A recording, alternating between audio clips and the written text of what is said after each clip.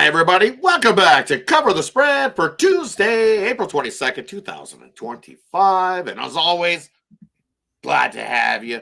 Make sure you subscribe if you're new. And hey, give us a thumbs up if you're not. Because we're glad that you're here and we're glad that you tune in daily to these videos that we drop the three for plays rolling. Hope you had yourself a wonderful Easter. Hopefully, Peter Cottontail treated you pretty good. And we're going to start this week winning. So, as we always do, we'll get to the three cappers that I got rolling. We got Ramon. We got Al. Look at that. I got it right again. Back-to-back videos, I got it right. So, we're improving as we move along with these, become more professional. So, let's get to it. Those are the plays we got rolling here in the NBA slate. Definitely been heating up. We've seen some crazy games so far in these playoffs. We need some teams that's got to step up. Otherwise, they'll be packing their bags and going golfing in no time if we don't see some better effort. So, as always, let's get right to the capper, see how they're doing, and then we'll get to the plays for you today. Kicking on over to Ramon. How you doing here on this Tuesday, Ramon? Yeah, we're well into it, Rod. We're well into the NBA playoffs hopefully we get some closer games here. I know we will in the later rounds, but it wasn't all great and thrilling if you're into close games, but we learned a lot too. So hopefully we'll bring you some winners here on Cover the Spread. Definitely. Let's get some more winners. Kicking on over to Al. How are you doing here, Al? Yeah, doing pretty good. You mentioned the NBA playoffs. Off to a very slow start for the Dogs, and as you mentioned, might be a very short one if they keep playing like that. I was in a lot of the Dogs, I'll admit it, and not many of them showed up to play, and I'm expecting a better effort out of them. I mean, these are still good teams with some very good players, so I mean, I really was very disappointed with what I saw in the first round. Obviously, now the better teams are favored for a reason, but again, I expected a better effort out of these Dogs, and hopefully we get one in the second round. Definitely. So let's get to it for Tuesday's action. First game we're looking at here, we got the Bucks taking on the Pacers. Here in this one, I see the Pacers laying 4. It was 4.5, come down a little bit, so some money's come in on the Bucks. Total 229. This is Ramon's game, so let's kick it on over to Ramon. What do you like here in this one, the Pacers or the Bucks? Yeah, Rod, I've got to go back to the well here. I think the Pacers are in the spot to take a 2-0 series lead with their home court edge here in this one. Probably looked like a deeper rotation to me, and Tyrese Halliburton looked great against Milwaukee in that first game. Maybe Giannis can step it up here and make it competitive, but Damian Lillard, he has been upgraded a little bit in this game to a questionable status. That's actually an improvement for him. Maybe he could make this lineup. They're going to need that type of contribution from Lillard if he can make this lineup. But right now, with Indiana's bench looking really good, Mathurin and McConnell, they've been outshining Milwaukee's bench, I think, in that first game. Sure, the Bucks got that 4-0 record in the regular season, but I don't care now after that great performance in game one. The depth, the offense of Indiana, I think they're going to be able to cover this number once again. I'll give Milwaukee a chance once they get back home, but it doesn't seem like they're able to wrap up Halliburton. He could be set for another double-double here. I'm going to take the Pacers and lay the points here in this one. Currently at about 4 right now. Rod, give me the Pacers on Tuesday night. Kicking on over to Al. What do you like here in this one, Al? The Pacers or the Bucks? Yeah, I think this total may be a little too high for me. I'm kind of leaning to the under with it sitting at 228.5 right now. And also, I think even if Lillard comes in and plays this one, I think he might be a step slow in his first game back. He's been out just over a month. And as Ramon was saying, not just the deeper team, but I think the starting 5 is more complete too. Yeah, you might say Giannis is the best player on the court. If Lillard plays, he's another great player. But, yeah, it's rough beyond those two guys. And yeah, it's been a rough season for them. And again, if the Pacers take a 2-0 lead here in the series, it could be a very rough postseason for them as well. So I'm leaning the Pacers first quarter here. They're laying 1 point. That's where I'm at.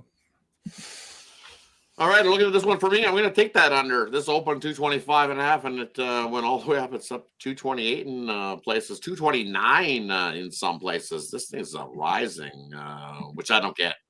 For me, I think this thing's way too high. I'm going to take the under 229, as Al alluded to here in this one. You look what the Pacers did in that first game. They played some solid defensive basketball, only giving up 41.7% field goal shooting. It's not like the Bucks didn't have some open looks from three, that's for sure. They shot 9 of 37 from beyond the arc, did the Bucks. So that wasn't good.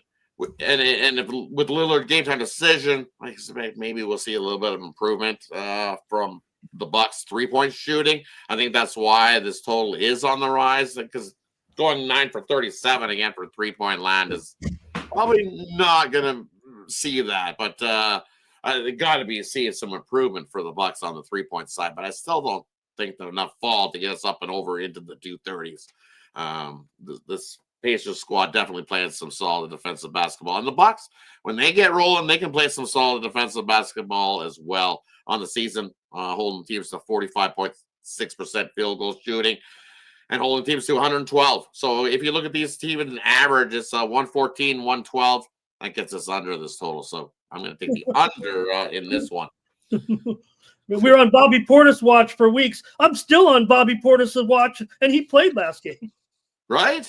All right, that wraps up that first NBA game we're looking at. Let's kick it on over into the game 2. Well, and the biggest blowout. Well, it wasn't the biggest blowout in NBA history, but they sure had a 60-point lead numerous times in the game. OKC looked real dominant in game 1. What do I expect here in game 2? Pretty much the same thing. I don't see a whole lot changing there in that one. All of a sudden, you had to try to pick yourself up off the mat in the game. You scored 80 points. I just don't see it. When Memphis at the beginning, in the middle of the season, when they were rolling along and playing some great basketball, they came up to that spot where they had to face OKC, and they were the rest of the squad in that spot. OKC was on the back-to-back spot as well. And Memphis completely laid an egg. And we've seen that they laid an egg. And I think that got to them mentally. And they completely went downhill ever since. And they started too late in the season to pick it up, their play a little bit. But what we see in last game was a team that looks defeated to me. This Memphis team to try to what are you going to muster? You tried to muster, they tried, and just no answers for the OKC squad. So bookmakers moved this up to 14.5 with good reason. I think the OKC team is just too much. Memphis just not right there in the mind state to be able to fight. So for me, only one way to go. I'm going to take OKC, lay the 14.5 here in this one. Kicking on over to Ramon. What do you like here in this one? Memphis or OKC? Yeah, Ron, I'm willing to give Memphis a little bit of a break after the play-in tournament and making it in there and facing this incredible team. Look, they're going to have to score more than 80 points. They're going to have to give up less than 1/3. That's too easy, right? That's too easy of a handicap. But really, for game 1, the Grizzlies, all those tough shots because of all that great defense is what I saw from OKC, the 80 points notwithstanding. I think the focus will be for Memphis to try to hold them less than 130 than it will be on, hey, let's score more than 80 grand. They're going to need to. But look, Lou Dort, how does he not even get a mention? I watched the show. He's not even on the list for Defensive Player of the Year awards. That's ridiculous. He's one of the best defenders in the game. Caruso, also great defender. All those arms. Every time that Morant went up, Holmgren, Hartenstein, all I saw was a bunch of arms. And then somewhere back there, I saw Morant trying to make miraculous shots. So I think that's what it comes down to. You still have 8 of the last 10 meetings between the two teams have gone under with an average of 225 points. This is the playoffs. We're sitting here to 228.5 right now. I've got to go under in this one. Yes, Memphis will score. I'll say they'll score more than 80, and I'll say OKC will score less than 130, but it all adds up to an under here. I've got this one certainly 225 or lower for sure in this one. Give me the under, Memphis and OKC on Tuesday night. Kicking on over, Al. What do you like here in this one? Memphis or OKC? Yeah, I was on Memphis last time, and yeah, that didn't go too well for me. Kind of want to lean to the under again, too, a little bit, even though both these teams had trended to the under during the regular season. Again, this is not the regular season anymore. And, yeah, we've seen the Grizzlies struggle. And as Rodd mentioned, once they went down, it got ugly and uglier. It just kept getting uglier and uglier. And yeah, they did look like a team that was defeated. But again, I just don't expect them to think that it's all over and to give up on their season just yet. I do see them potentially giving up mentally if they do give up a significant deficit, but I gotta like them to come out and give a strong effort at least in the first quarter. Again, 4.5 points. I'll take one last shot with my Grizzlies here. Don't love it, but that's where I'm at. I still can't lay the 14 points. I know the OKC's been doing it all year. They did it and some last time these two teams met, but I still can't lay the 14. So I'm Amazing. not. Yeah. Amazing. Only one Oklahoma City player is up for any of those awards. Of course, it's SGA. I mean, did they watch the regular season, guys? Right. That wraps up that one. Let's kick it off onto the last game we got covered on the board. Speaking of a team that didn't show up, this Lakers squad. Well, if you want to stick around in the postseason, you need to win some games and actually show up. So this is we got the Timberwolves taking on the Lakers here in this one. Lakers laying 5.5 in this one. This is Al's game. He's going to let us know what he thinks. Lakers, Timberwolves here on Tuesday. As a Lakers fan, I gotta say, I think the Timberwolves are the better team, if you ask me. Okay, now yes, they do have we do have our two superstars, in LeBron James and Luka Doncic, but again, they've always been a little. I'm not saying they're bad players. Okay, I just think that they are a little bit overrated. Again, they're very good players, but I just don't think they're quite as good as everyone makes them out to be. And as a team overall, I like Minnesota better. Now, I really think the Lakers need this win, and they're going to give it all they got because they don't want to go 2-0 down 2-0 in the series headed into Minnesota. So would I be shocked if they win this one outright? No, but I wouldn't be telling anyone to lay minus 250s or whatever it is now. I would actually lean towards the Timberwolves winning this one outright. But my play is going to be here on the points. If they do lose this one, I just don't see them getting blown out, and I think they keep it within the 2 possessions. So at the very worst, I think this one's a close one. May end up taking a shot on the Timberwolves money line too, because I just think there's a ton of value there on obviously a very live dog. They did it in game 1. There's no reason they can't do it again. But again, I think the better play would be on the points though. Kicking over to Ramon. What do you like here on this one? Lakers or Minnesota here on Tuesday?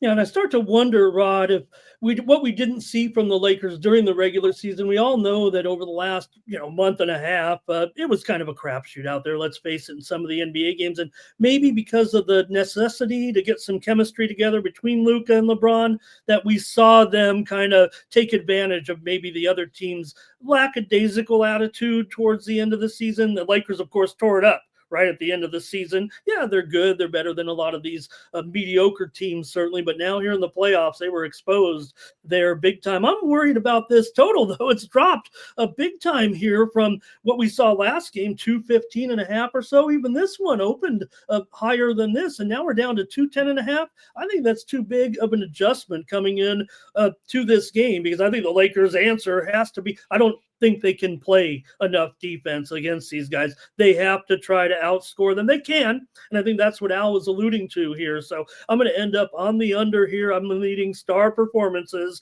from LeBron, from Luka, and yes, from some of those key pieces out there as well. Those shooters a little bit with, Reeves and such. So maybe, hopefully, the Lakers can get that offense going. We know Minnesota's offensive surge here at the end of the season has been going up.